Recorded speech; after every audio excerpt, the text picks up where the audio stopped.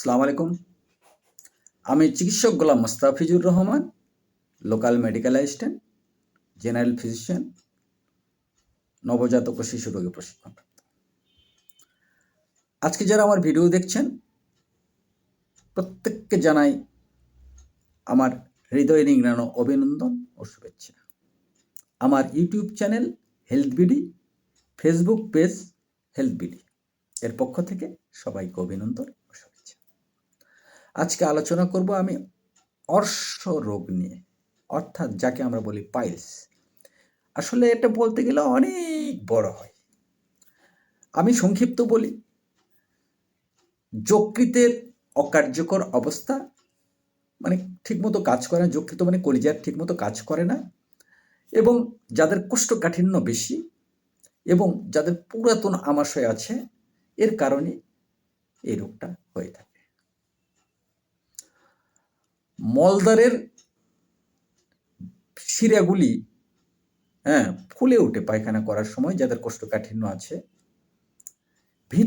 ভিতরে ছোট ছোট মলদ্বারের ভিতরে ছোট ছোট বলি বা গুটির মতো থাকে। এগুলোর থেকে অনেক সময় কষা পায়খানা হলে রক্ত বাহির হয়ে আসে। এখন এই অর্শ রোগটা অনেকে অনেক ধারণা করে, বহু প্রকার। প্রাথমিক অবস্থা আমরা দেখি মলদ্বারের 2-1 ইঞ্চি ভিতরেই, মলদ্বারের 2-1 ইঞ্চি ভিতরেই দেখা যায় যে একটা বা দুটা কিছু গুটি দেখা যায়। আবার মলদ্বারের বাহিরেও হয়, রক্ত পড়ে অনেক সময়। মানে মানে রক্ত পড়ে না আর কি।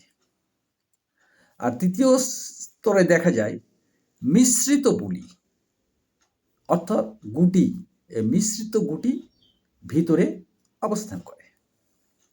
আবার ভিতর থেকে অনেক সময় দেখা যায় যে এটি বাহিরেও চলে আসে কিছু অংশ। তো বাহির হলে তাকে আমরা বলি এক্সটার্নাল পাইলস, অর্থাৎ বহির বলি, অর্থাৎ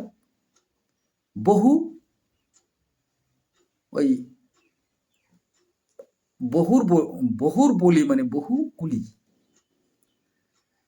আর ভিতরে হলে সেটাকে আমরা বলি ইন্টারনাল পাইলস, মানে অন্তর্বলি মানে ভিতরের গুলি বা গুটি। এটা ঝোপার মতো হয়ে থাকে ভিতরে।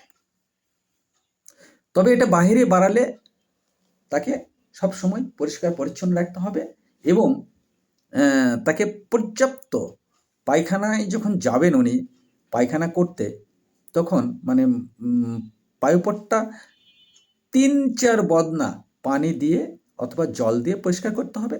প্রয়োজনে সাবান দিয়ে পরিষ্কার করতে হবে, ওখানে যেন কোনো রকম জীবাণু আক্রান্ত না করতে পারে।